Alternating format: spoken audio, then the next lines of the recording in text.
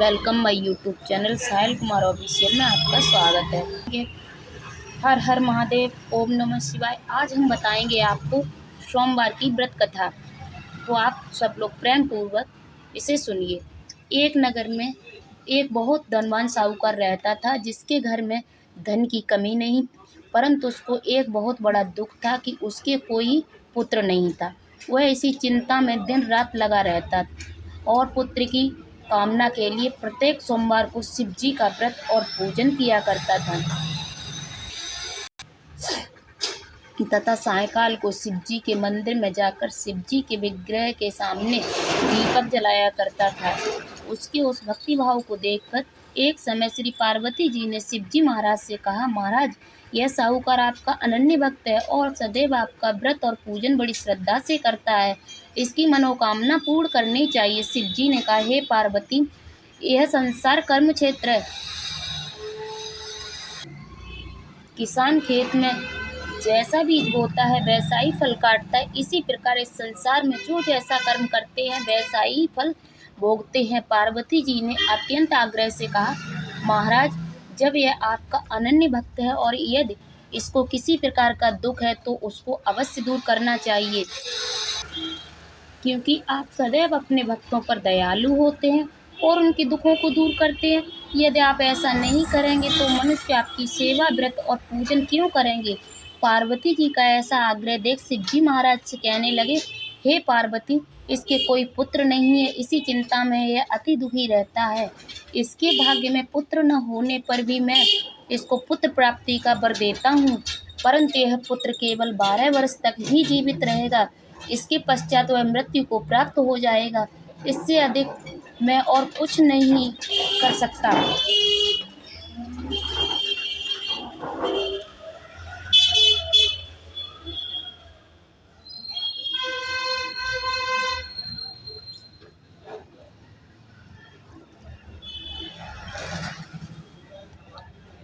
यह सब बातें साहूकार सुन रहा था। इससे उसको न कुछ प्रसन्नता हुई और न ही कुछ दुख हुआ।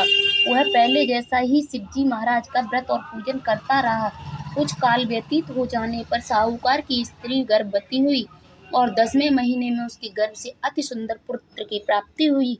साहूकार के घर में बहुत खुशी मनाई गई, परंतु साहूकार ने उसकी केवल 12 वर्ष की आयु जानकर अधिक प्रसन्नता प्रकट नहीं की और न ही किसी को भेद बताया। जब वह बालक 11 वर्ष का हो गया तो उस बालक की माता ने उसके पिता से उसका विवाह आदि करने के लिए कहा, तो वह साहूकार कहने लगा कि अभी मैं इसका विवाह नहीं करूँगा, अपने पुत्र को काशी जी पढ़ने के लिए भेजूँगा। फिर साहूकार ने अपने साले अर्थात बालक के मामा को बुलाकर उसको बहुत सा धन देकर कहा, तुम इस बालक को काशी जी पढ़ने के लिए ले जाओ और रास्ते में जिस स्थान पर भी जाओ यज्ञ तथा ब्राह्मणों को भोजन कराते जाओ। वह दोनों मामा और भांजे यज्ञ करते और ब्राह्मणों को भोजन कराते जा रहे थे। रास्ते में एक शहर पड़ा। उस शहर में राजा की कन्या का विवाह था और दूसरे राजा का लड़का जो विवाह कराने के लिए बारात लेकर आया था, वह एक आंख से काना था। उसके पिता को इस बात की बड़ी चिंता थी कि कहीं वर को देखकर कन्या के माता पिता विवाह में किसी प्रकार की अड़चन पैदा न कर दें। इस कारण जब उसने अति सुंदर सेठ के लड़के को देखा तो मन में विचार किया कि क्यों न दरवाजे के समय इस लड़के से वर का काम चला लिया जाए। ऐसा विचार कर वर के पिता ने उस लड़के और मामा से बात की तो वे राजी हो गए। फिर उस लड़के को वर के कपड़े पहना तथा घोड़ी चढ़ा कन्या के दरवाजे पर ले गए और सब कार्य प्रसन्नता से पूर्ण हो गया। फिर वर के पिता ने सोचा कि यदि विवाह कार्य भी इसी लड़के से करा लिया जाए तो क्या बुराई है। ऐसा विचार कर लड़के और उसके मामा से कहा, यदि आप फेरों का और कन्यादान के काम को भी करा दें तो आपकी बड़ी कृपा होगी और मैं इसके बदले में आपको बहुत कुछ धन दूंगा। तो उन्होंने स्वीकार कर लिया और विवाह कार्य भी बहुत अच्छी तरह से संपन्न हो गया। परंतु जिस समय लड़का जाने लगा तो उसने राजकुमारी की चुनरी के पल्ले पर लिख दिया था कि तेरा विवाह तो मेरे साथ हुआ है, परंतु जिस राजकुमार के साथ तुमको भेजेंगे वह एक आंख से काना है और मैं काशी जी पढ़ने जा रहा हूँ। लड़के के जाने के पश्चात उस राजकुमारी ने जब अपनी चुनरी के पल्ले पर ऐसा लिखा हुआ पाया तो उसने राजकुमार के साथ जाने से मना कर दिया और कहा कि यह मेरा पति नहीं है, मेरा विवाह इसके साथ नहीं हुआ है, मेरा विवाह जिसके साथ हुआ है वह तो काशी जी पढ़ने गया है। राजकुमारी के माता पिता ने अपनी कन्या को विदा नहीं किया और बारात वापस चली गई। उधर सेठ का लड़का और उसका मामा काशी जी पहुंच गए। वहां जाकर उन्होंने यज्ञ करना और लड़के ने पढ़ना शुरू कर दिया। जब लड़के की आयु 12 साल की हो गई तो उसी दिन उन्होंने यज्ञ रचा रखा था कि लड़के ने अपने मामा से कहा, मामा जी आज मेरी तबीयत कुछ ठीक नहीं है। मामा ने कहा अंदर जाकर सो जाओ। लड़का अंदर जाकर सो गया और थोड़ी देर में उसके प्राण निकल गए। जब उसके मामा ने आकर देखा तो वह मुर्दा पड़ा है तो उसको बड़ा दुख हुआ और उसने मन में विचार किया कि यदि मैं अभी रोना पीटना मचा दूंगा तो यज्ञ का कार्य अधूरा रह जाएगा। अतः उसने जल्दी से यज्ञ का कार्य समाप्त कर ब्राह्मणों के जाने के पश्चात रोना पीटना आरंभ कर दिया। संयोग बस उसी समय से पार्वती जी भी उधर से जा रहे थे। जब उन्होंने जोर जोर से रोने की आवाज़ सुनी तो पार्वती जी कहने लगी, महाराज कोई दुखिया रो रहा है, इसके कष्ट को दूर कीजिए। जब शिव पार्वती के पास जाकर देखा एक लड़का मुर्दा पड़ा था। पार्वती जी कहने लगी, महाराज यह तो उसी सेठ का लड़का है जो आपके वरदान से हुआ था।